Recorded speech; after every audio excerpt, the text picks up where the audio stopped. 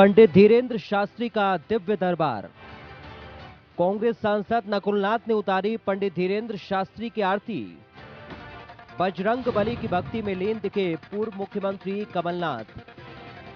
धीरेन्द्र शास्त्री की कथा में श्रद्धालुओं ने लगाई आस्था की डुबकी।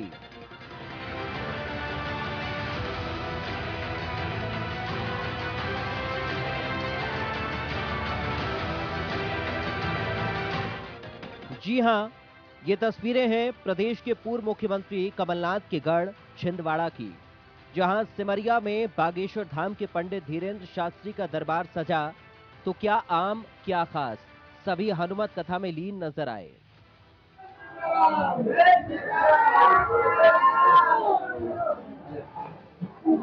पांच अगस्त को एयरपोर्ट पर उतरने के बाद पंडित धीरेन्द्र शास्त्री सीधे कमलनाथ के आवास पर पहुंचे, जहां कांग्रेस सांसद नकुलनाथ ने उनकी आरती उतारी। इसके बाद पंडित धीरेन्द्र शास्त्री के साथ कमलनाथ सपरिवार कथा स्थल पहुंचे, जहां सबसे पहले तो हनुमान भक्त कमलनाथ ने पहले बजरंगबली की आरती की और उसके बाद श्रद्धालुओं को संबोधित करते हुए छिंदवाड़ा की जनता की ओर से पंडित धीरेन्द्र शास्त्री का आभार जताया। साथ ही धीरेन्द्र शास्त्री से बार बार छिंदवाड़ा आने का आग्रह किया।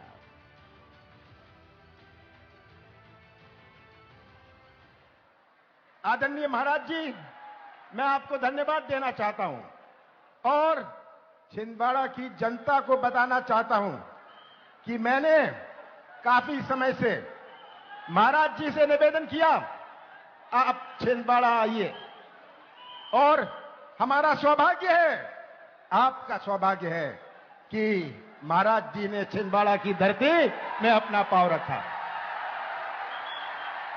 हम आपका बहुत बहुत धन्यवाद करते हैं। महाराज जी, आप एक ऐसे जिले में आए हैं जो मध्य प्रदेश का सबसे बड़ा जिला है। आप ऐसे जिले में आए हैं जिसकी अपनी पहचान है। सही बात है। 40 साल पहले का छिंदवाड़ा, आज का छिंदवाड़ा, आप मेरे गवाह हैं। जो बुजुर्ग हैं ये सब मेरे गवाह हैं।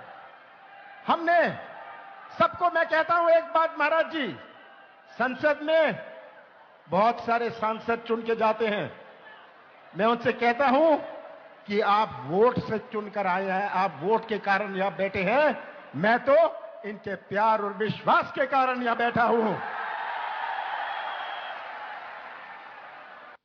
भारत कोई आर्थिक शक्ति नहीं है, भारत कोई मिलिट्री शक्ति नहीं है, पर सबसे बड़ी शक्ति भारत की आध्यात्मिक शक्ति है। और महाराज जी, आप उसके प्रतीक हैं, हमारे आध्यात्मिक शक्ति के प्रतीक हैं। और आप सब जो यहां हैं, आप इस आध्यात्मिक शक्ति के रक्षक हैं। आज भारत कैसा देश है? इतने धर्म, इतनी जातियां, इतनी भाषाएं, इतनी देवी, इतनी देवताएं, इतने त्योहार, ये अपना भारत है। हमें अपने भारत को समझना है। भाईचारा है, हमारा मुकाबला किसी से नहीं है। हमारा मुकाबला तो गरीबी से है, हमारा मुकाबला बेरोजगारी से है, हमारा मुकाबला अत्याचार से है। ये आज हमारे सामने स्थिति है।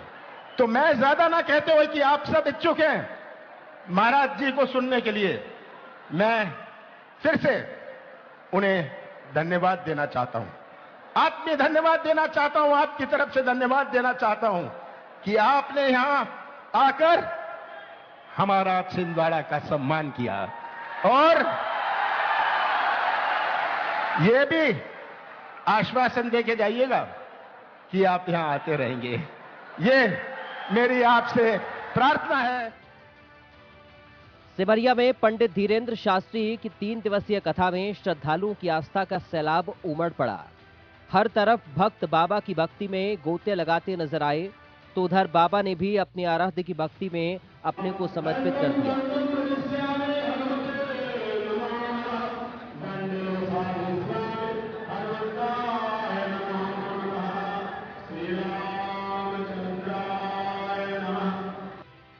पंडित धीरेन्द्र कृष्ण शास्त्री ने कहा कि वो पूर्व मुख्यमंत्री कमलनाथ के आग्रह पर छिंदवाड़ा आए हैं पंडित धीरेन्द्र शास्त्री ने रामकथा को आदिवासियों के सम्मान में बताया।